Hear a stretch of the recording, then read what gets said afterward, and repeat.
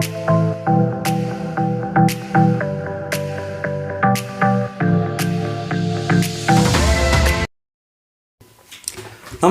എല്ലാവർക്കും പുതിയൊരു വീഡിയോയിലേക്ക് സ്വാഗതം. എല്ലാവരും കണ്ടു കഴിഞ്ഞ സിനിമയൊക്കെ ആയിരിക്കും, എന്നാലും സിനിമയുടെ റിവ്യൂ പറയണമെന്ന് തോന്നി.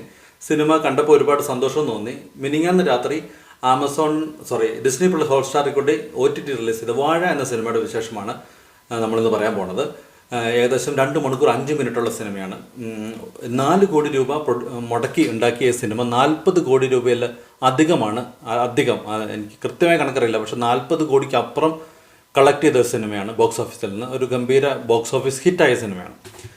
ഡിസ്നി പ്ലസ് ഹോട്ട്സ്റ്റാറിൽ കൂടെ മിനിങ്ങാന്ന് രാത്രിയായിരുന്നു OTT റിലീസ്. ആനന്ദ് മേനോനാണ് സിനിമ സംവിധാനം ചെയ്തിരിക്കുന്നത്. ജയ് പിന്നെ നമ്മുടെ ഗുരുവായൂർ അമ്പലനടയിലൊക്കെ സംവിധാനം ചെയ്ത വിപിൻ ദാസാണ് ഈ സിനിമയുടെ പ്രൊഡക്ഷനും എഴുത്തും. എനിക്ക് വിപിൻ ദാസിൻ്റെ എഴുത്ത് കുറച്ചുകൂടെ നന്നായിട്ട് തോന്നി. കാരണം വളരെ കൃത്യമായി ഒരു സക്സസ് ഫോർമുല ബ്ലെൻഡ് ചെയ്ത് ആളുകളിലേക്ക് കണക്ട് ചെയ്യാൻ ഉള്ള എലമെൻറ്റ്സ് എല്ലാം കൃത്യമായിട്ട് എഴുതിയൊരു സിനിമയായിട്ടാണ് എനിക്ക് പേഴ്സണലി ഫീൽ ചെയ്തത്. സൂപ്പറായിരുന്നു. എന്നെ സംബന്ധിച്ച് സിനിമ കിട്ടില്ല ഒരു എക്സ്പീരിയൻസ് ആയിരുന്നു.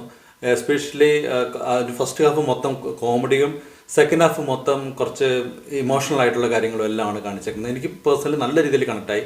നമ്മൾ അതിനിപ്പോൾ എഞ്ചിനീയറിംഗ് പഠിക്കണമെന്നൊന്നുമില്ല. ഞാൻ എഞ്ചിനീയറിംഗ് പഠിച്ചാണ്, പക്ഷേ എഞ്ചിനീയറിംഗ് പഠിക്കണമെന്നൊന്നുമില്ല. അതിനകത്ത് എല്ലാ കാര്യങ്ങളും കണക്റ്റ് ആവാൻ പേഴ്സണലി ഒരു അപ്പനും മക്കളും തമ്മിലുള്ള ഒരു കണക്ഷൻ്റെ കുറച്ച് ഇതാണ്.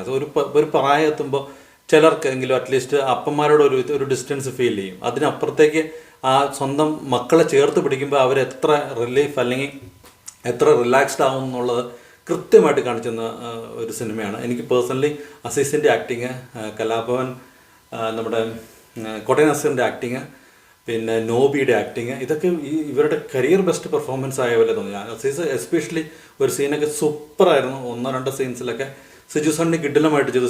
സിജു സണ്ണിയുടെ റോൾ അടിപൊളിയായിരുന്നു. ജോമൻ ജ്യോതിർ ക്ലാസ് ആയിരുന്നു. അമിത് മോഹൻ വിഷ്ണു എന്ന കഥാപാത്രം സൂപ്പറായിട്ട് ചെയ്തു. പലരും ഫേസ്ബുക്കിലൊക്കെ കമൻറ്റ് ചെയ്തിട്ടുണ്ട് ഇയാൾ എന്താണ് ചെയ്യുന്നതെന്ന്. അയാളുടെ കിടിലം ആക്ടറായിട്ടാണ് എനിക്ക് പേഴ്സണലി ഫീൽ ചെയ്തത്. പല ഷെയ്ഡുള്ള ക്യാരക്ടറാണ് അദ്ദേഹം നമുക്ക് കാണിച്ചു തന്നത്. എനിക്ക് അമിതിൻ്റെ ആക്ടിങ് ഭയങ്കര സൂപ്പറായിട്ടാണ് തോന്നിയത്. വിഷ്ണു എന്ന കഥാപാത്രമാണ് ഇതിനകത്ത് ചെയ്തത്. സൂപ്പറായിരുന്നു. ജോമൻ ജ്യോതിറിന് പിന്നെ ഗുരുവായൂർ അമ്പലനടയിൽ നമ്മൾ മൊത്തത്തിൽ അങ്ങേരുടെ തരംഗമായി മാറിയിരുന്നു. ഇപ്പോൾ ഹീറോ ആയിട്ട് പുതിയൊരു സിനിമ വരുന്നു. എനിവേ അങ്ങേരും അടിപൊളിയായിരുന്നു. ജോമൻ സൂപ്പറായിരുന്നു. നോബിയുടെ ആക്ടിങ് അടിപൊളിയായിരുന്നു. നോബിയുടെ ഒരു കോമഡിയുടെ വേറെ കുറച്ച് സീരിയസ് ആയ രീതിയിൽ കുറച്ച് രസമായിട്ട് നോബി അത് കൈകാര്യം ചെയ്തു. സിജു സണ്ണി അടിപൊളി ആക്ടറായിട്ട് ചെയ്തു. പിന്നെ ഒരു മായ എന്ന കഥാപാത്രം ചെയ്ത ആക്ട്രസും അവർ അടിപൊളിയായിരുന്നു. ഇവർക്ക് ജഗദീഷിനുണ്ട്. ജഗദീഷിന് അത്യാവശ്യം നല്ല റോളുണ്ട്. ജഗദീഷ് നന്നായിട്ട് ചെയ്തിട്ടുണ്ട്. വളരെ മെച്യൂർഡ് ആയിട്ടുള്ള ആക്ടിങ്. സാഫ് ബ്രോസ് ഉണ്ട്. BC വിശ്വമായിട്ടുള്ള കഥാപാത്രം. പുള്ളി അത് ആ റോള് നല്ല രസമായിട്ട് ചെയ്തിട്ടുണ്ട്. എനിക്ക് പെർഫോമൻസുകൾ നോക്കുകയാണെങ്കിൽ എല്ലാവരും കിടിലമായിട്ട് ചെയ്താണ്. ഭയങ്കരമായിട്ട് കണക്ട് ചെയ്യാവുന്ന സെക്കൻഡ് ഹാഫിൽ ഇമോഷണലി നല്ല രീതിയിൽ കൊണ്ടുപോകുന്ന സിനിമയാണ്. അവസാനത്തെ ക്ലൈമാക്സ് ഒരു കാര്യം എന്താ വെച്ചാൽ വളരെ അബ്രപ്റ്റ് ആയിട്ടുള്ള അല്ലെങ്കിൽ നമ്മൾ വിചാരിക്കാത്ത ഒരു എൻഡിങ് ആയിപ്പോയി സിനിമയ്ക്ക്. നമ്മൾ വിചാരിക്കുന്ന രീതിയിലേക്ക് സിനിമ വന്നില്ല. പക്ഷെ അതാണ് അതിൻ്റെ മനോഹാരിത. നമ്മൾ വിചാരിക്കുന്ന രീതിയിലേക്ക് സിനിമ വന്നു കഴിയുമ്പോൾ ഒരു പ്രഡിക്റ്റബിളായ സിനിമയായി മാറിയില്ലേ. അത് പ്രഡിക്റ്റ് ചെയ്യാത്ത രീതിയിൽ ആ സിനിമ അവസാനിപ്പിച്ചു. അതിന് സെക്കൻഡ് പാർട്ടോട് വരും എന്നുള്ള രീതിയിലാണ് ഇത് അവസാനിപ്പിച്ചത്. പിന്നെ ബേസിൽ ജോസഫിൻ്റെ കാര്യം പറയാൻ വന്നു. ബേസിൽ ജോസഫ് ചെറിയ കഥാപാത്രത്തിലുണ്ട്, കൊള്ളാം. നല്ല രീതിയിൽ ബേസിലിൻ്റെ റോൾ അടിപൊളിയായിട്ട് ചെയ്തിട്ടുണ്ട്. പിന്നെ ഹാഷിറുണ്ട്. എനിക്ക് ഹാഷിറിന് ഇതിന് മുന്നേ അറിയില്ലായിരുന്നു.